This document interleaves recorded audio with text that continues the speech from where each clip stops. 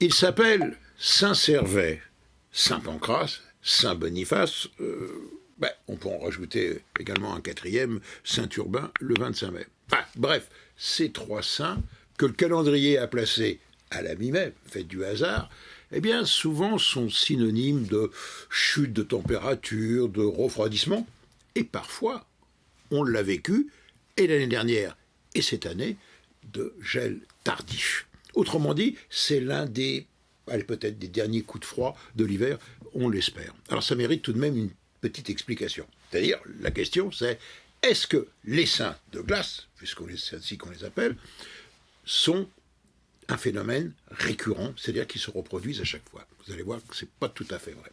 Intéressons-nous donc à la météo.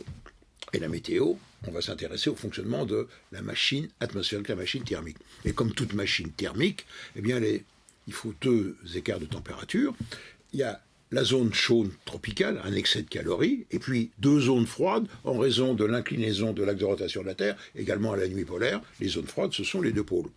Et bien entendu, comme toute circulation chauffage central, puisque c'est ainsi qu'on peut l'appeler, eh bien, il y a un transfert de calories des zones chaudes vers les zones froides, avec des courants océaniques, mais surtout courants de masse d'air, et ce transfert devrait se faire, si vous voulez, de l'équateur vers les pôles, c'est-à-dire doit être méridien, c'est-à-dire vertical. En fait, malheureusement, ce n'est pas le cas.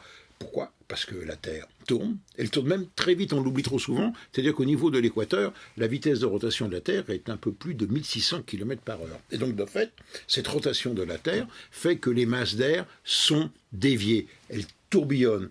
Et de ces tourbillons, conflit de masse d'air entre le chaud et le froid, donne naissance aux perturbations, aux nuages et au mauvais temps. Voilà pour l'explication. Alors, ce qui est important, c'est de voir, c'est que le contact entre le chaud et le froid se fait le long de lignes fluctuantes que l'on appelle des courants de jet à haute altitude. Il y a 4 courants de jet, 2 par hémisphère.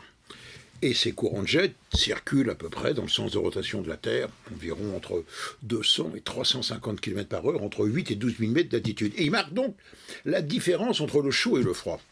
Or, que se passe-t-il parfois ?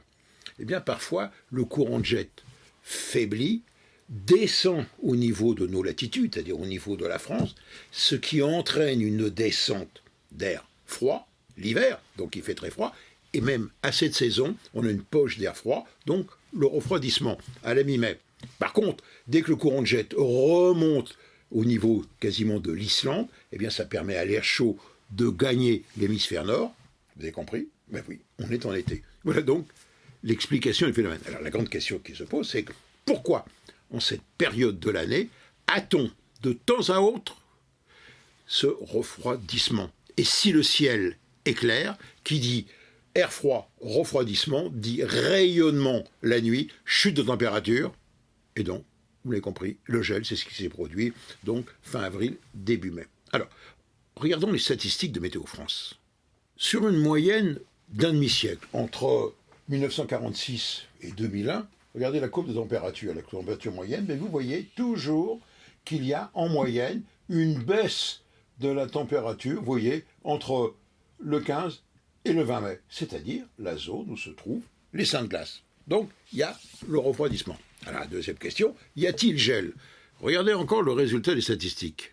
Regardez bien.